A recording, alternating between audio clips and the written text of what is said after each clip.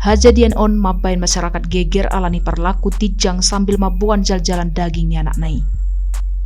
Jangan lupa subscribe YouTube channel Toba TV dan pastikan untuk menyalakan lonceng notifikasinya.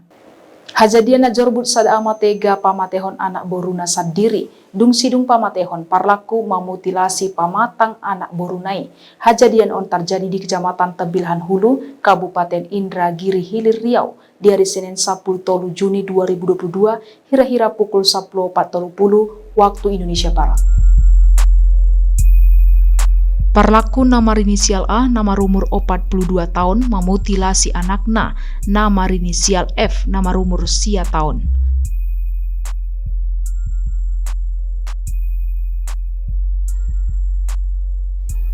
Nani boto tiki hajadian perlaku jolo mengamuk jala mabuan parang. Kapolres Indragiri Hilir AKBP Dian Setiawan sian Kasat Reskrim Polres Indragiri Hilir AKP Amru Abdullah mandokon parlaku mengalami gangguan tondi. Alani ima bain parlaku tega majaljali anakna gabe 3 bagian. Potongan ulu ni anakna pe dilihat do tu pihak kepolisian. Polisi pe dohodo mandiori aka potongan daging ni korban. Sian hasil dinama diori potongan ni adong dijabu ni parlaku doho di Binanga.